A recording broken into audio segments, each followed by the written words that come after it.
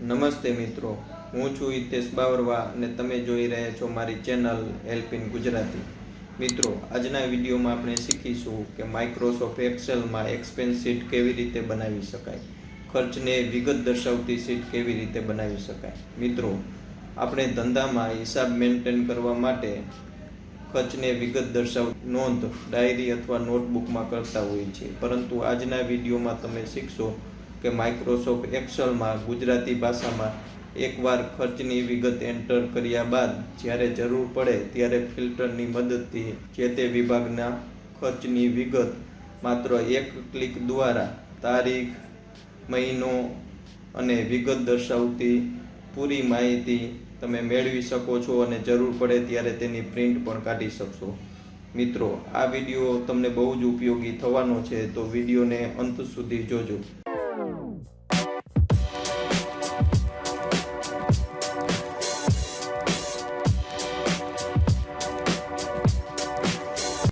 મિત્રો, આપણે એક શીટ નમૂના પૂરતી બનાવેલી છે, તેને જોઈશું. પ્રથમ તો કઈ રીતે રિપોર્ટ જોઈ શકીએ. શીટ ઓપન કરી. હવે અહીંયા અલગ અલગ મહિનો, તારીખ, ખર્ચ વિગત, વિભાગ, પેમેન્ટ, રકમ આપેલું છે. આમાં જોઈએ આપણે જે તે વિભાગ વાઇઝ ખર્ચમાં. અહીંથી તમે દાખલા તરીકે પરચુરણ ઉપર ટીક કરો તો અત્યાર સુધીના જેટલા પરચુરણ ખર્ચ થયા છે, કઈ તારીખે, કયા મહિનામાં અને ટોટલ કેટલો ખર્ચ થયો છે એ પણ આપણે જોઈ શકીએ. એ જ રીતે સિમેન્ટ ઉપર ક્લિક કરી ઓકે આપશું તો સિમેન્ટમાં કેટલા પેમેન્ટ કર્યા, કઈ તારીખે કર્યા, ટોટલ કેટલું પેમેન્ટ કર્યું. આ રીતે તમે ગમે તે તમારા ધંધાને લગતી ગમે તે શીટ બનાવી શકો છો અને માત્ર એક જ ક્લિક દ્વારા જે તે વિભાગનું પેમેન્ટ, કયા મહિનાનું પેમેન્ટ, કઈ તારીખે કરેલું, કેશ, રોકડ, ચેકથી કઈ રીતે કરેલું, એ તમામ વિગત તમે માત્ર એક ક્લિક દ્વારા ફિલ્ટરની મદદથી ગમે તે રીતે જોઈ શકો. દાખલા તરીકે રોકડા ચૂકવેલા છે, અહીંયા તમે ચેકથી આપેલા હોય તો એ પણ જોઈ શકો. તો મિત્રો, ચાલો જોઈએ કે આવી શીટ આપણે કઈ રીતે બનાવી શકીએ. સૌથી પહેલાં બીજા નંબરની રોમાં 7 સેલને સિલેક્ટ કરશું અને અહીંથી ફોન્ટની સાઇઝ આપી દઈએ. આપણે 16 ફોન્ટની સાઇઝ આપી દઈએ. આમાં પહેલી કોલમની અંદર લખવાનું છે. મિત્રો, અહીં હું ગુજરાતીમાં જ ટાઈપ કરું છું બધું. જો તમને ગુજરાતીમાં કોમ્પ્યુટરમાં કઈ રીતે ટાઈપ કરવું એ ખ્યાલ ન હોય તો મારો પહેલો વિડીયો બનાવેલ જ છે, ઉપર આઈ બટનમાં એની લિંક છે, ત્યાંથી તમે જોઈ લેશો તો સરળતાથી ગુજરાતીમાં ટાઈપ પણ કરી શકશો. મહિનો, પછી તારીખ, પછી ખર્ચની વિગત,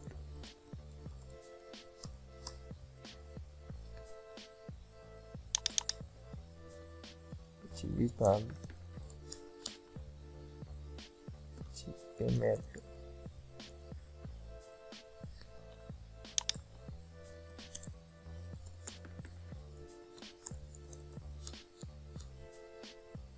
રકમ, રિમાર્ક્સ. પછી કોલમની સાઇઝ સિલેક્ટ કરી લઈશું. અંદાજિત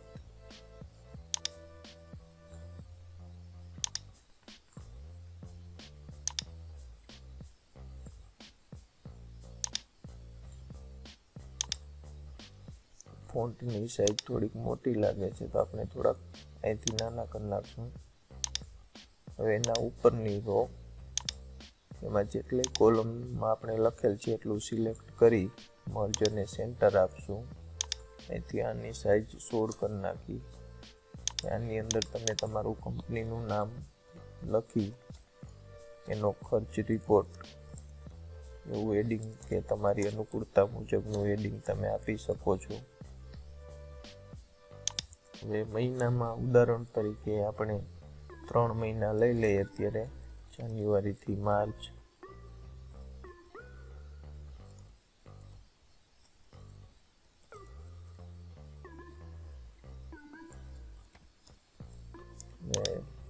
જાન્યુઆરી ઉપર ક્લિક કરી ડ્રેગ કરશું. એ જ રીતે ફેબ્રુઆરી, ને એ જ રીતે માર્ચને ડ્રેગ કરશું. મિત્રો આટલું તૈયાર થયા પછી આને ફોર્મેટિંગ કરી દઈ. રોને સિલેક્ટ કરો, રાઈટ ક્લિક કરો, ફોર્મેટ સેલમાં જાઓ, ત્યાંથી ફિલની અંદર જાઓ. ફિલમાં અહીંથી તમે અલગ અલગ પેટર્ન મુજબ કલર આપી શકી છીએ.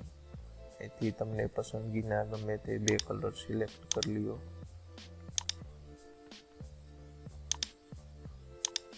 તમે અહીંથી કોઈ એક પર્સનલ કલર પણ આપી શકો છો ફોર્મેટિંગ માટે.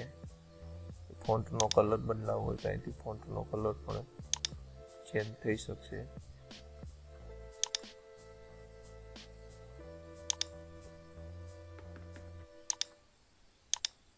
આ રીતે આ કોલમને હેડિંગને પણ ફોર્મેટિંગ આપી રાઈટ ક્લિક કરો,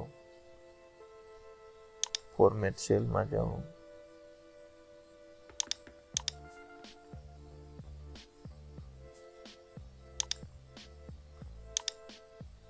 આ રીતે ફોર્મેટિંગ આપ્યા બાદ જેટલી કોલમમાં વિગત લખેલી છે એ આખું સિલેક્ટ કરશું. એટલી કોલમ રકમ સુધી સિલેક્ટ કરવાની છે.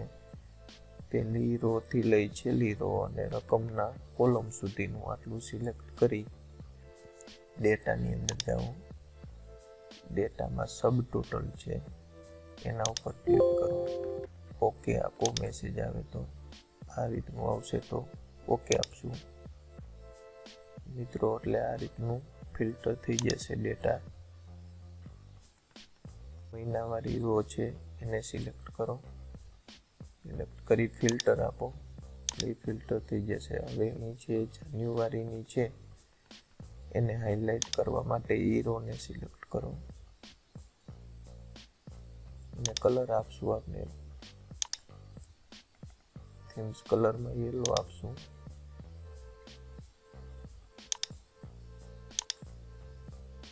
થીમ્સમાં યેલો આપી ફોન્ટ કલર બ્લેક જ રહેવા દઈ.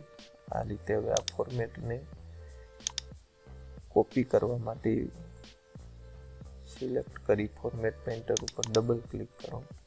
પછી ફેબ્રુઆરીમાં એક ફિલ્ટર આપી દઈ અને એ જ રીતે માર્ચમાં આપી દઈ. એટલે તમારે દર વખતે આપણે ફોર્મેટિંગ આપવું ન પડે. હવે આપણી શીટ તૈયાર થઈ ગઈ છે. આને આપણે સેલને બધાને બોર્ડર આપી દઈ તો આખું ટેબલ સિલેક્ટ કરી લ્યો. અહીંયાથી ઓલ બોર્ડર આપી દો. આ મુજબ આખા ટેબલને બોર્ડર અપાઈ ગઈ છે. ગ્રાન્ડ ટોટલ વાળાને એક કલર આપી દઈ. થીમ્સ કલર તમારી પસંદગી મુજબનો આપી શકો છો. આ રીતે મિત્રો હવે શીટ તૈયાર થઈ ગઈ છે. હવે તારીખની અંદર ફોર્મેટિંગ આપવું છે તો એને સિલેક્ટ કરો.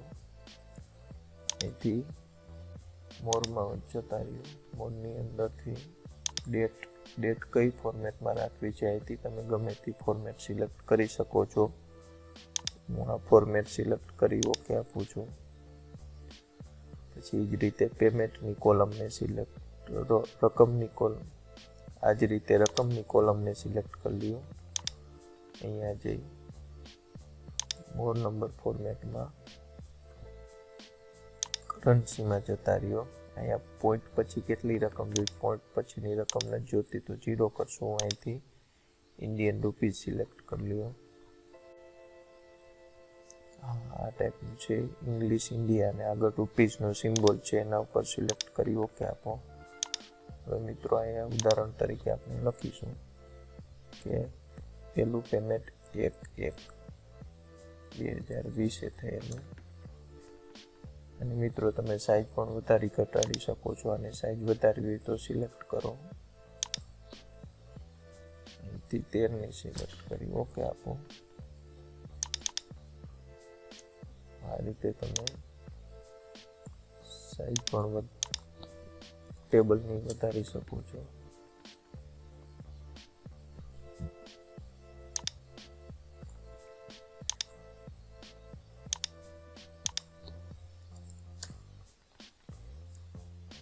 ખર્ચની વિગત આપી શેના આપ્યા છે, તો ગમે તે આપણે રેન્ડમલી લખી નાખી છે કે નાસ્તા ખર્ચ, નાસ્તાના વિભાગ કયો તો પરચુરણ, પેમેન્ટ કેવી રીતે આપ્યું છે તો રોકડ, કેટલા રૂપિયા તો 250. તમે જોઈ શકો છો મિત્રો અહીંયા 250 લખ્યા, તો એ મહિનાનો ટોટલ પણ 250 થઈ ગયો અને ગ્રાન્ડ ટોટલમાં પણ 250 થઈ ગયા. આ જ રીતે બીજી તારીખનું આપણે લખી શેના આપ્યા તો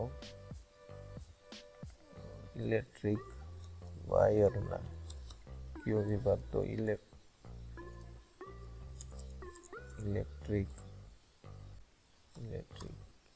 કેવી રીતે આપ્યા તો ચેકથી આપ્યા, તો ચેકથી લખી કેટલાય રકમ આપી તો 5000.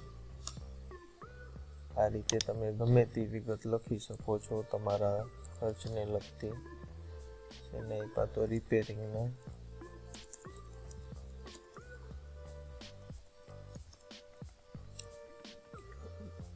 કયો વિભાગ તો પ્લમ્બિંગ લખી નાખો. કેટલા રૂપિયા આપેલા છે તો કેવી રીતે આપેલા, રોકડથી આપેલા તો રોકડ, કેટલા રૂપિયા આપેલા છે તો 500 રૂપિયા. આ રીતે તમે લખી તો જોઈશો કે આ 3 વિગત લખી છે તો જાન્યુઆરીનો ટોટલ 5750 થયો છે અને ગ્રાન્ડ ટોટલમાં પણ એ રકમ હતી જશે. ગ્રાન્ડ ટોટલની સાઇઝ આપણે ઇન્ક્રીઝ કરવી હોય તો એને સિલેક્ટ કરી એ સાઇઝ પણ આપણે આપી શકીએ છીએ. આ રીતે ફેબ્રુઆરીમાં તમે લખી શકો છો ગમે તે 2/2/2020 શેના આપણું પેમેન્ટ કરેલું છે તો રેન્ડમલી તમે ગમે તે લખી નાખો. મશીન રિપેરિંગ કરી નાખો.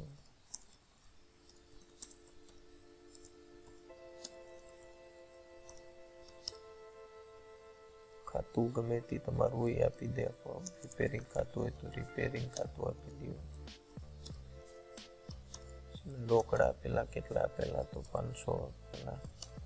આ રીતે તો તમે જોઈ શકો છો ફેબ્રુઆરીના ટોટલમાં આવી ગયું અને ગ્રાન્ડ ટોટલમાં પણ એ રકમ એડ થઈ ગઈ છે. હવે મિત્રો તમને એમ થાય કે અહીંયા તો આપણે લખાઈ ગયું જાન્યુઆરીમાં રો વધારવી છે તો એડ ક્લિક કરી ઉપર ઇન્સર્ટ આપી દો. આ રીતે તમે રો પણ વધારી શકો છો, જેટલી તમારે જરૂરિયાત હોય એ મુજબ આ રીતે સિલેક્ટ કરી ઇન્સર્ટ આપી આ રીતે વધારી શકો છો. હવે આપણે એમ થાય કે અહીંયા માર્ચ મહિના પછી એપ્રિલનું આગળ લખવું છે તો એના માટે આપણે શું કરશું તો છેલ્લે ગ્રાન્ડ ટોટલનો એ રો છે એને સિલેક્ટ કરી ઇન્સર્ટ આપો. આ રીતે પહેલાં તો 3 રો ઇન્સર્ટ કરી લ્યો, 3-4 રો.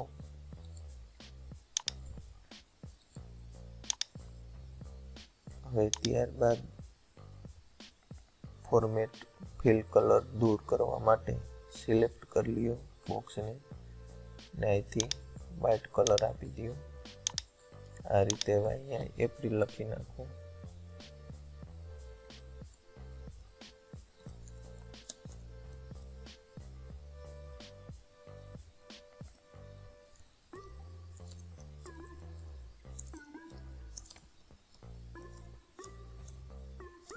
હવે અહીંયા ફોર્મેટ એક આપવાનું થશે, સબ ટોટલની ફોર્મ્યુલા આપવાનું થશે બરાબર.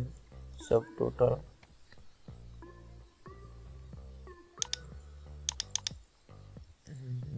નંબર આપવાના 9 પછી અલ્પવિરામ પછી કી સેલ એડ્રેસ આપવાનું છે. એટલે પહેલા સેલ ઉપર ક્લિક કરો અને એ જ કોલમનું જેમ આપી છેલ્લા સેલ ઉપર ક્લિક કરો, બ્રેકેટ બંધ અને એન્ટર. એટલે ફોર્મ્યુલા અપાઈ જશે. પછી અહીંયા તમે ગમે તે લખશો તો એ ડાયરેક્ટ ટોટલમાં થઈ જશે. અહીંયા તમે જોઈ શકો છો મિત્રો એ મહિનાના ટોટલમાં એડ થાય છે, ગ્રાન્ડ ટોટલમાં એડ નથી થતું. ગ્રાન્ડ ટોટલમાં એડ કરવા માટે અહીંયા ક્લિક કરો અને ઉપર અહીંયા જોશો તમે તો F28 છે, એની જગ્યાએ મહિનાની છેલ્લું સેલ એડ્રેસ આપી દઈશું. આ આવશે એડ્રેસ F32 સિલેક્ટ કરી F32 આપી દો. એન્ટર આપો એટલે એ પણ એડ થઈ જશે. 5 એડ કરશો તો એપ્રિલ ટોટલમાં એડ થઈ જશે અને ગ્રાન્ડ ટોટલમાં એડ થઈ જશે. એટલે આ રીતે મિત્રો તમે જેટલા મહિના વધારવા હોય એટલા તમારા શીટની અંદર ઇન્ક્રીઝ પણ કરી શકો છો. વધારાની રો છે તેને સિલેક્ટ કરી ડિલીટ આપી દઈશું.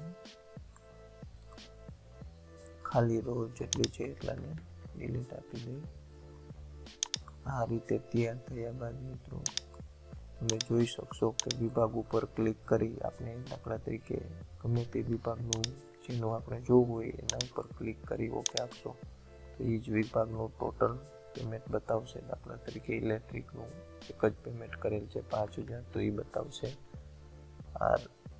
આ રીતે તમે ગમે તે વિભાગનું માત્ર એક ક્લિક દ્વારા પેમેન્ટ જોઈ શકો છો. ગમે તે રીતે ફિલ્ટર કરી શકો. જાન્યુઆરી મંથનું, ફેબ્રુઆરી મંથનું, કેશ આપેલ, રોકડ આપેલ, વિભાગ વાઇઝ, તારીખ વાઇઝ, આ રીતે ફિલ્ટર દ્વારા તમે સરળતાથી એક ક્લિક દ્વારા તમારા ખર્ચની વિગત જાણી શકો છો. મિત્રો જો આ વિડીયો તમને ગમ્યો હોય તો તમારા ફ્રેન્ડ સર્કલમાં શેર કરજો. વોટ્સઅપ, ફેસબુક કે તમે ગમે તે સોશિયલ મીડિયામાં શેર કરજો જેથી તમારા મિત્રોને પણ સરળતાથી પોતાના ધંધા રોજગારનો હિસાબ મેન્ટેન રાખી શકે. આભાર.